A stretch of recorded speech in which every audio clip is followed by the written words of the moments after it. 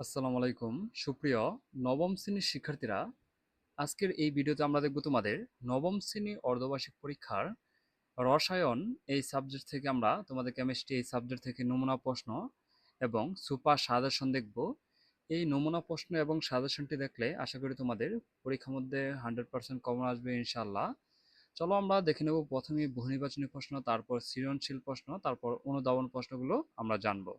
তোমাদের বহুনির্বাচনী প্রশ্নের যে কি কি প্রশ্ন থাকতে পারে এটি হচ্ছে তোমাদের নমুনা প্রশ্ন। এভাবে তোমাদের বহুনির্বাচনী প্রশ্ন দেওয়া থাকবে যে বিভিন্ন ধরনের রশ্মি বিকিরণ সহকারে নিউক্লিয়াসের পরিবর্তনকে কি বলা হয়। তেজস্ক্রিয়তা কোন ধরনের মৌলের নিউক্লিয়াসের স্থিতিশীলতা খুব কম থাকে তেজস্ক্রিয় মৌলের। নিচের কোনটি তেজস্ক্রিয় আইসোটোপ ব্যাকটেরিয়া সহ অনেক জীবাণু ধ্বংসের কোনটি ব্যবহার করা হয়। বর্তমান আইসোটোপের সংখ্যা কত ছড়িয়ে গেছে। মেন্ডেলিভ কোন দেশের বিজ্ঞানী ছিলেন, এটি রাশিয়া।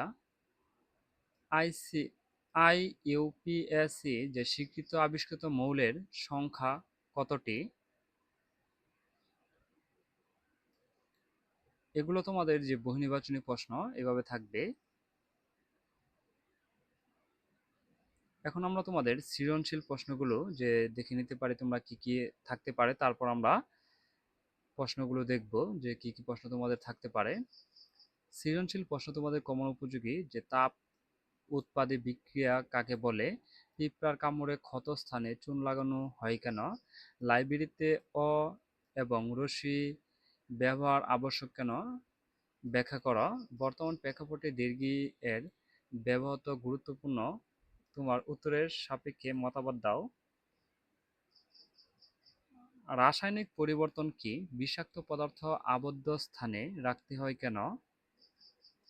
আর সংক্ষিপ্ত প্রশ্নগুলো যা যা থাকতে পারে তোমাদের রসায়ন কাকে বলে সেটি হচ্ছে যে প্রাকৃতিক বিজ্ঞানের যে শাখায় পদার্থের গঠন ধর্ম এবং পরিবর্তন নিয়ে আলোচনা করা হয় তাকে রসায়ন বলে।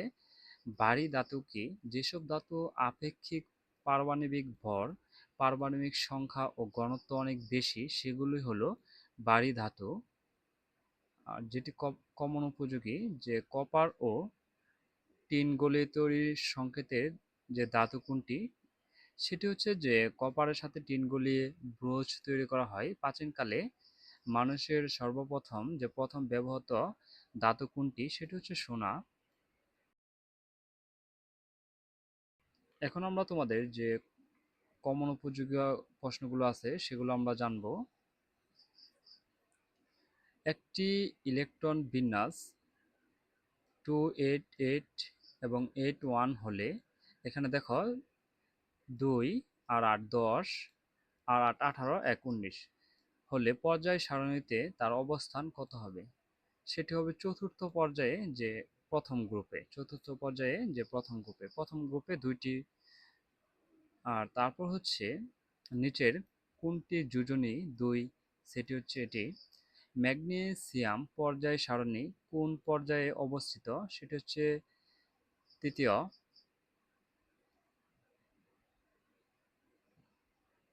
কপারের অবস্থান পর্যায় সারণী কোন পর্যায়ে বা কোন গ্রুপে, সেটি হচ্ছে 4-এর 2।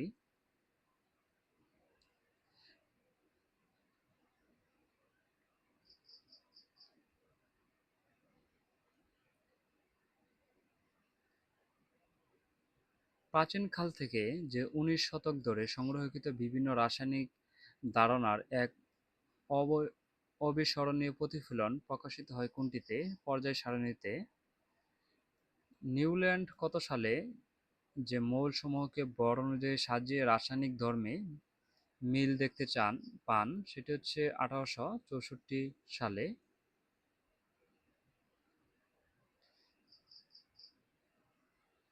সর্বসপ্তম পর্যায়ে 3 গ্রুপের মৌল কোনটি, এটা হচ্ছে অ্যাক্টিনিয়াম। পর্যায় সারণীতে যে গোল্ডের অবস্থান কোথায়, সেটা হচ্ছে গ্রুপ 11। মেন্ডেলিভ কোন দেশের বিজ্ঞানী ছিলেন, সেটি হচ্ছে রাশিয়া। সর্বপ্রথম যে পর্যায় সারণীতে তালিকা প্রকাশের সাথে কোন সালটি জড়িত? 1969।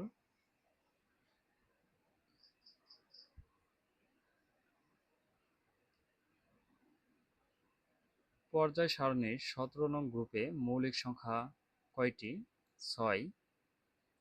আধুনিক পর্যায় সারণীর নিচের কয়টি মৌলকে স্থান দেওয়া হয়েছে? সেটা হচ্ছে 28টি। নিচের কোন পর্যায়ে প্রতিটি গ্রুপ মৌল দ্বারা পূর্ণ? সেটা হচ্ছে পর্যায় 4। পর্যায় সারণীর বৈশিষ্ট্য সেটা হচ্ছে এখানে সবগুলোই, এতে 7টি পর্যায় ও 18টি গ্রুপ বিদ্যমান।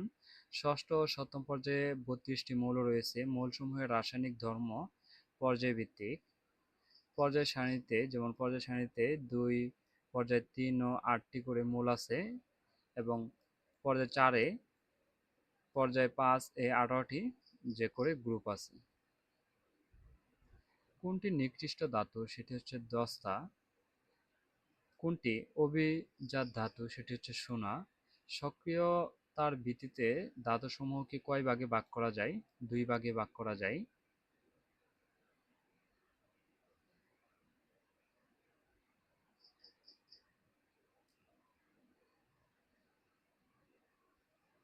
পারমাণবিক সংখ্যা প্রকৃতপক্ষে কি? সেটা হচ্ছে প্রোটন সংখ্যা।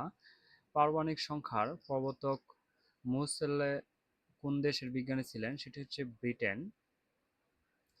একটি মৌলের পারমাণবিক সংখ্যা ওই মৌলের 1 এবং 2, যেমন প্রোটন সংখ্যা, ইলেকট্রন সংখ্যা।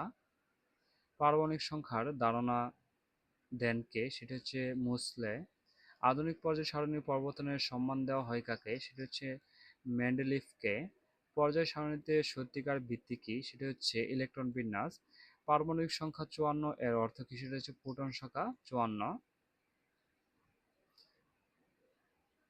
আর্গনের অবস্থান যে কোন গ্রুপে হওয়া উচিত? সেটা হচ্ছে গ্রুপ 18-তে।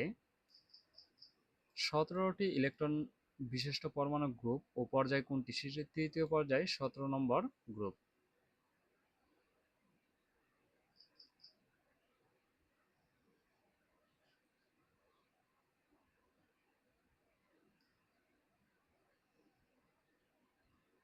এগুলো তোমরা যে ভিডিওটি পজ করে এগুলো তোমরা দেখে নিতে পারো যে কমন উপযোগী। পর্যায় সারণীতে ফসফরাসের অবস্থান তৃতীয় পর্যায়ে 15 শ্রেণী হওয়া এর কারণ হচ্ছে 1 এবং 3। এটি দেখে নিতে পারো, এটি সোডিয়াম কোনটি মৌলের। আর এটি তোমাদের যে এরকম চিত্র দিয়ে একটা প্রশ্ন থাকতেই পারে, নিচের যে চিত্রে পরমাণু প্রতীক কোনটি? ম্যাগনেসিয়াম।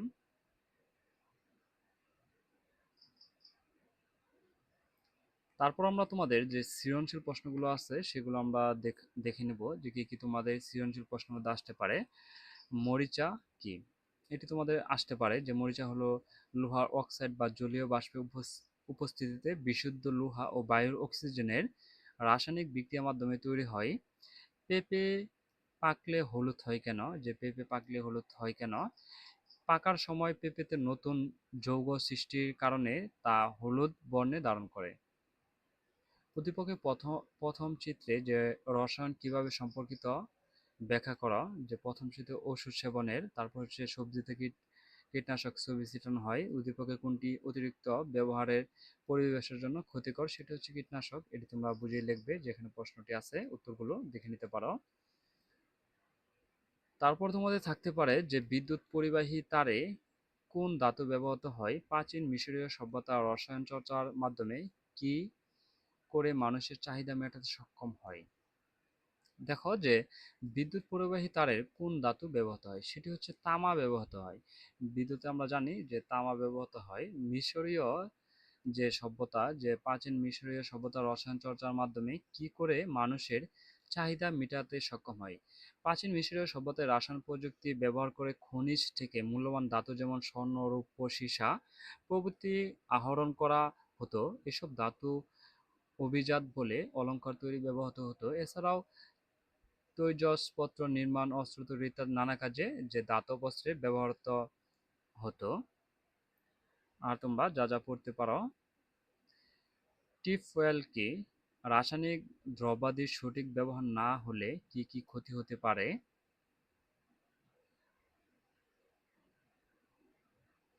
অনুসন্ধান ও গবেষণা প্রক্রিয়ার দ্বিতীয় ধাপটি কি? টি-ফুয়েল চিহ্নটি কেন ব্যবহৃত হয়?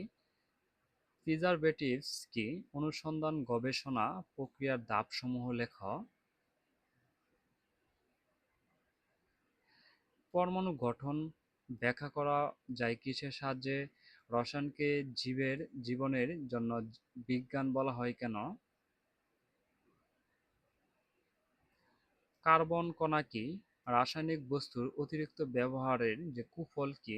কি ক্ষতি হতে পারে? কালি কি? কাঠ জ্বালানোর ঘটনাকে রাসায়নিক বিক্রিয়া বলা হয় কেন? বিপ্রবাহ চিত্রটি বর্ণনা করো। ফরমালিন এর প্রবাহ চিত্র এবং প্রবাহিত এ এবং সি অংশের সাথে রসায়নের কি সম্পর্কতা আলোচনা করো, যেমন সার এবং কাঠ বা গ্যাসের দহন। কোনটি কাজের পরিকল্পনা প্রণয়নকে সহজতর করে? রসায়ন চর্চার ক্ষতিকর দিকগুলো তুলে ধরো। পেট্রোলিয়ামের দহন রাসায়নিক পরিবর্তন। জাতিসংঘের উদ্যোগে পরিবেশ ও উন্নয়ন নামে একটি সম্মেলন অনুষ্ঠিত হয়। টি-ফুয়েল কি? জীবাশ্ম জ্বালানি দিন দিন কমে যাচ্ছে কেন?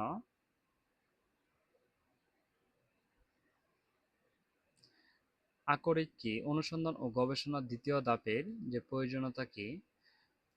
পরিশোধন কাকে বলে? রসায়নে অনুসন্ধান ও গবেষণার সম্পর্ক কি?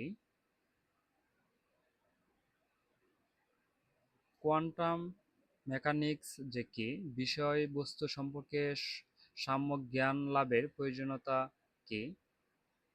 ধন্যবাদ শিক্ষার্থীরা, আমরা তোমাদের নবম শ্রেণীর রসায়ন এই সাবজেক্টের নমুনা প্রশ্ন এবং সুপার সাজেশন আমরা দেখে নিয়েছি।